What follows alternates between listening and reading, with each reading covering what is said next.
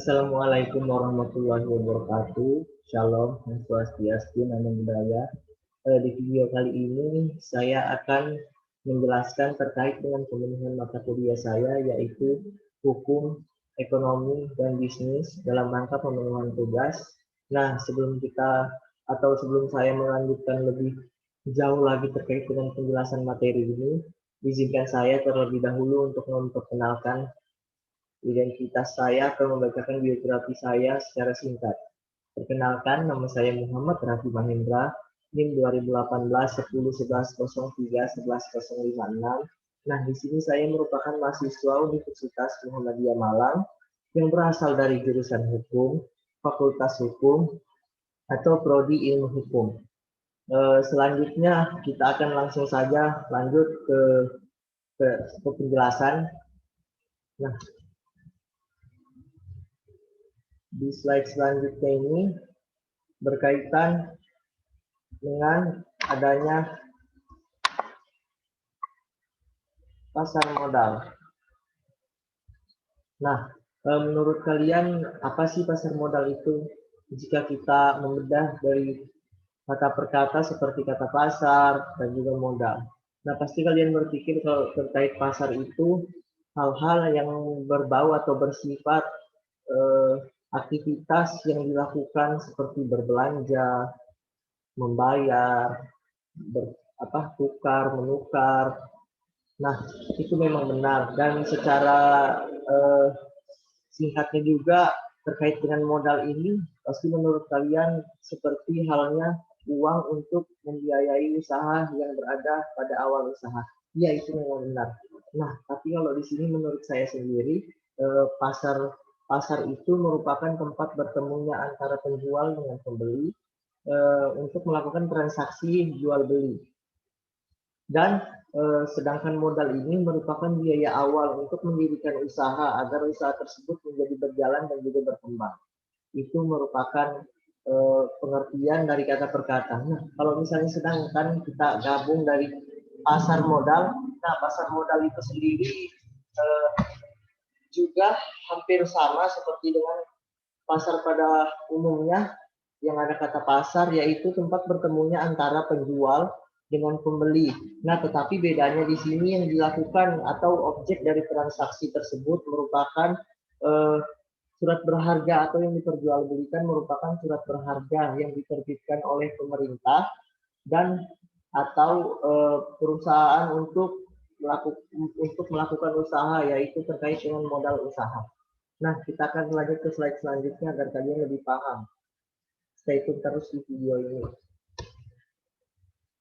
Nih, nah di sini tuh ada terkait dengan landasan pasar modal di Indonesia diatur di dalam Undang-Undang Nomor 8 Tahun 1995 tentang pasar modal. Nah, terkait dengan penjelasan yang lebih pasti lagi, jika kalian ingin mencari penjelasan yang lebih pasti dan ada dasar hukumnya, bisa dilihat di pasal 1 ayat 13. Tetapi mohon maaf, di situ ada kesalahan penulisan. Yang benar itu pasal 1 ayat 13. Di situ menjelaskan terkait dengan pengertian pasar modal. Kita akan lanjut lagi ke slide selanjutnya ya. Nah, di sini ada juga terkait dengan prinsip nih. Nah, prinsip itu kalau kalian pahami seperti pedoman atau dalam hal komitmen gitu-gitu. Itu pun ada keterkaitannya dengan kedua hal itu. Nah, tetapi di sini prinsip pasar modal ini juga merupakan pedoman dalam pelaksanaan aktivitas pasar modal. Nah, di sini terdiri atas 3. Yang pertama perusahaan, di mana perusahaan tersebut orang yang berperan sebagai penjual, dan masyarakat, yang mana masyarakat di sini berperan sebagai pembeli, yang juga biasa disebut investor. Perusahaan juga bisa disebut emiten. Nah, sedangkan yang ketiga adalah media. Media di sini ada 2. Media dengan hal atau dalam hal melakukan transaksi atau bentuk transaksinya itu berupa elektronik begitu. Dan yang kedua itu objek yang ditransaksikan itu mungkin berupa saham tetapi bentuknya juga elektronik seperti itu. Nah, yang ketiga ada manfaat pasar modal. Di sini ada 4 poin yang berkaitan dengan manfaat pasar modal tersebut. Yang pertama ada menyediakan pembiayaan dalam jangka panjang bagi dunia usaha sekaligus memungkinkan alokasi dana secara optimal. Itu yang pertama. Yang kedua, memberikan wahana investasi yang beragam bagi investor sehingga memungkinkan diversifikasi. Yang ketiga, menyediakan leading indikator bagi perkembangan perekonomian suatu negara. Dan yang keempat, penyebaran kepemilikan perusahaan. Itu merupakan manfaat pasar modal. Selanjutnya, ada objek yang diperdagangkan. Nah, ini merupakan hal penting yang harus kalian tahu selain hal pengertian pasar modal itu sendiri apa sih? Nah, di sini ada objek. Objek apa sih yang diperdagangkan di dalam pasar modal tersebut? Nah, dalam hal ini objek juga merupakan instrumen keuangan bagi pasar modal. Dikarenakan memiliki nilai tukar. Sama juga pengertiannya dengan surat berharga yang memiliki nilai nominal atau nilai tukar. Sehingga dapat disebut dengan instrumen keuangan. Nah, yang pertama di sini ada saham, yang kedua ada surat utang, dan yang ketiga ada reksadana. Nah, ketiga ini merupakan objek yang diperdagangkan di dalam pasar modal.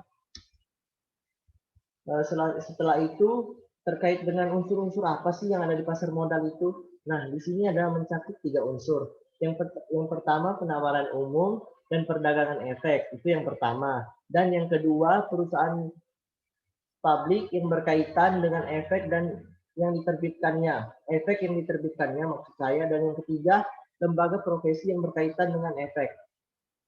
Nah, selanjutnya. Selanjutnya terkait dengan instrumen. Instrumen itu sebagai dasarnya juga dari pasar modal. Ada beberapa di sini atau bursa efek. Yang pertama ada terkait dengan instrumen penyertaan. Dalam hal ini instrumen penyertaan ini merupakan surat berharga yang bersifat kepemilikan. Nah, dalam hal ini instrumen ini merupakan pemilik perusahaan. Nah, berarti dia ini identik dengan emiten seperti itu. Dan yang ketiga ada yang biasa disebut saham biasa atau common stock. Dan yang keempat ada saham preferen atau yang biasa disebut preferred stock atau preference stock. Selain itu juga jika kita membahas terkait dengan laba atau keuntungan yang diperoleh dari saham, itu merupakan keuntungan yang dikenal sebagai dividen. Begitu. Agar kalian lebih paham lagi mengenai pasar modal, kita akan melanjutkan video di slide selanjutnya atau terkait dengan penjelasan. Ini dia. Nah, di sini ada transaksi pasar modal. Ini merupakan transaksi pasar modal dilakukan secara elektronik. Nah, ini bentuknya yang tadi saya jelaskan di awal bahwa transaksi yang dilakukan oleh atau pada pasar modal ini, aktivitasnya ini atau kegiatan yang diperjualbelikan ini itu merupakan aktivitas yang dilakukan secara elektronik maupun juga dokumennya begitu yang diperjualbelikan seperti objeknya. Nah, dalam hal ini disebut sebagai scriptless trading. Itu dia bahasa asingnya atau bahasa Inggrisnya.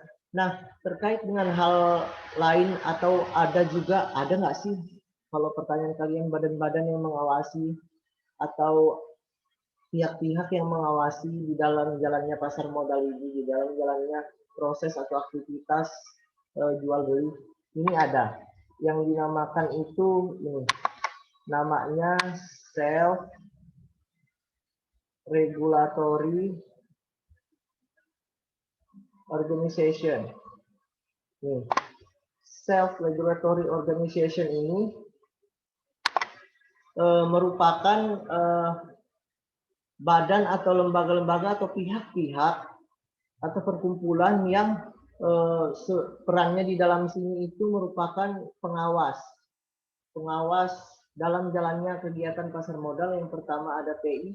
Nah, PI ini sendiri merupakan pengertian dari bursa efek itu sendiri yang merupakan bentuk dari badan atau perusahaannya tersebut yang menangani seperti halnya layaknya jual beli gitu-gitu, jual beli saham yang dilakukan terkait dengan pasar modal atau bursa efek tersebut.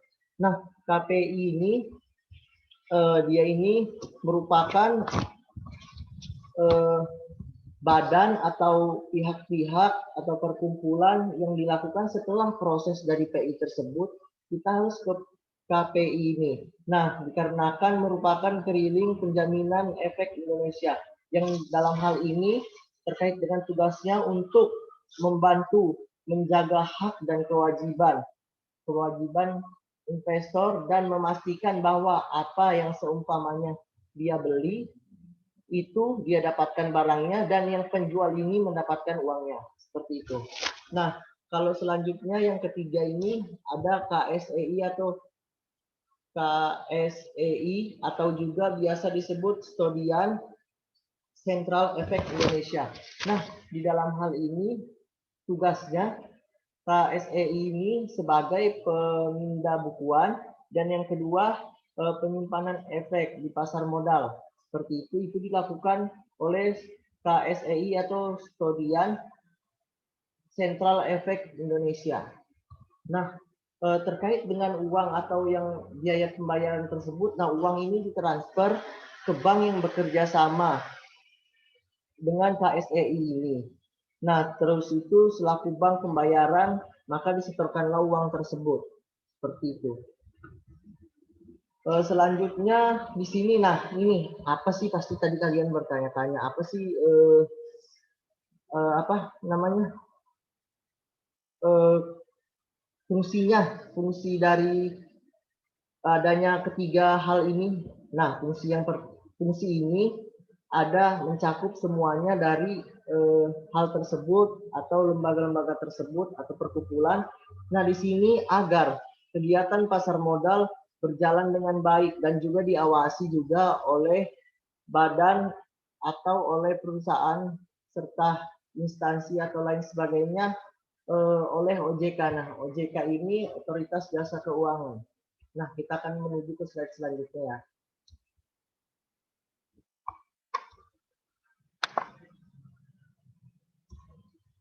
Nah, terkait dengan hal ini nih, terkait dengan hal jenis pasar modal menurut Sunaria. Nah, di sini tuh ada dua jenis pasar modal. Yang pertama ada pasar perdana atau primary market, dan yang kedua ada secondary market. Nah, dalam hal ini terkait dengan hal tersebut itu mencakup penjelasan dua. Yang pertama terkait dengan pasar perdana atau primary market. Nah, di sini pasar primary market atau perdana ini merupakan pasar yang ada sebelum dilakukannya penjualan saham di pasar sekunder. Nah, di sini penawaran saham oleh emiten dilakukan sebelum diperdagangkan di pasar sekunder. Itu. Nah, terus itu kalau di pasar sekunder ini apa? Berarti dalam hal ini kalau di pasar sekunder ini terkait dengan ininya ya, terkait apa? Terkait dengan prosesnya. Iya, di dalam hal itu memang benar itu terkait dengan prosesnya. Nah, di sini kalau di pasar sekunder ini sendiri merupakan pasar setelah adanya pasar perdana yang tadi awalnya dilakukan penawaran di situ oleh emiten, dan merupakan di sini perdagangan saham yang telah melewati masa penawaran. Pada pasar ini telah dijual luas setelah melalui masa penjualan di pasar perdana tadi itu. Seperti itu. Nah, terkait dengan slide selanjutnya. Nah, di sini siapa sih dalam hal ini yang berperan atau perusahaan mana sih yang berperan dalam hal ini terkait dengan pasar modal di sini? Nah, di sini itu jual beli efek difasilitasi oleh bursa atau dalam hal ini biasa dikenal dengan perusahaan PT Bursa Efek Indonesia. Nah, itu merupakan perusahaan yang menghimpun atau yang melakukan adanya kegiatan pasar modal atau aktivitas pasar modal tersebut. Selanjutnya, nah berhubung di slide terakhir ada perkataan terima kasih atau kata terima kasih. Alhamdulillah telah selesai penjelasan atau terkait dengan pemenuhan tugas saya di video ini. Semoga kalian yang menonton video ini dapat memahami penjelasan terkait dengan pasar modal. Jika tidak memahami atau masih kurang memahami, bisa dibantu dengan literatur lain agar kalian lebih paham. Terima kasih. Wassalamualaikum warahmatullahi wabarakatuh. Salam, Om Swastiastu, Namo Buddhaya. Jangan lupa untuk mendukung channel ini. Jangan lupa di like, comment, share, and subscribe ya. Oke, bye. Terima kasih.